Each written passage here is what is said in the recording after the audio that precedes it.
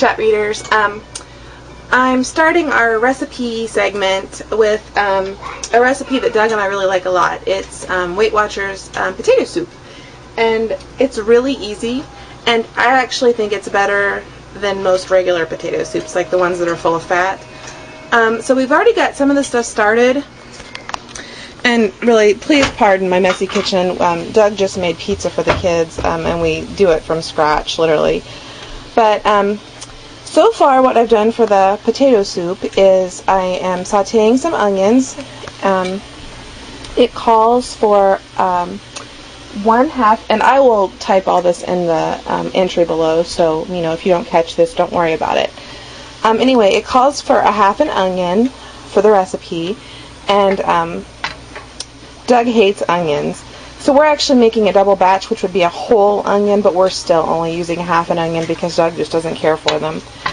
So anyway, I'm sauteing those, and in these 2 pots, because we're making a double batch, just because I like to have it for leftovers, all I have is some organic chicken broth, Pacific brand, I believe is what I use, 32 ounces in each pan, and 3 pounds of potatoes in each pan. And all you do is you combine the broth and the potatoes, and then you cover them and cook them for approximately 20 minutes or until the potatoes are soft and cooked through.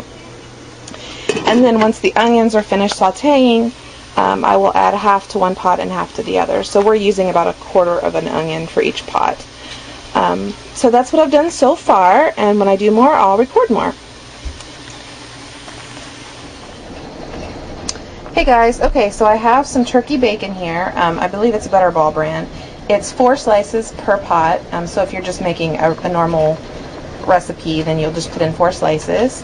And we just divided it up so I could put 1 in each pot. It doesn't actually say when to put the bacon in, but we just put it in while it's simmering so that it'll start flavoring the broth. And I've already added the onions that I was sauteing earlier. So that's been done already. So just stir it up, get the bacon spread around in there.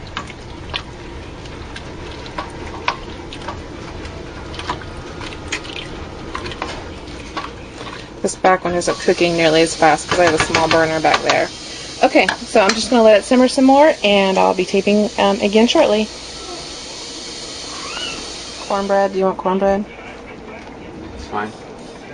Okay guys, so the potatoes are finally soft. They're just really mushy when you take them out, which is the way they're supposed to be. So I've divided the cheese up, which it calls for, let me see here, 8 ounces of the reduced fat Velveeta. So I divided, we bought a 16-ounce one since we're making a double batch, and I divided them in half. And it also calls for a 1/4 cup of fat-free sour cream for each pot of soup. But I'm just going to show you one here just so you'll have an idea. Okay, so I like to cut the cheese up in little pieces just so it will melt more evenly, because when you leave it in one great big block, it takes it forever to chunk up and melt in the soup. So I usually just cut it up in smaller pieces so I have a more even melt. And then I've already measured out 1/4 cup of the fat-free sour cream. And all you do, I think, from this point on is basically just let the cheese melt. It says that you can use some flour and water to thicken it, but we've never had to do that one single time we've made it. It's always been plenty thick enough. So, yeah, so basically you just let this melt. And that's it. That's all there is to it, guys. It is so easy, and it's really tasty. I mean, I'm not kidding.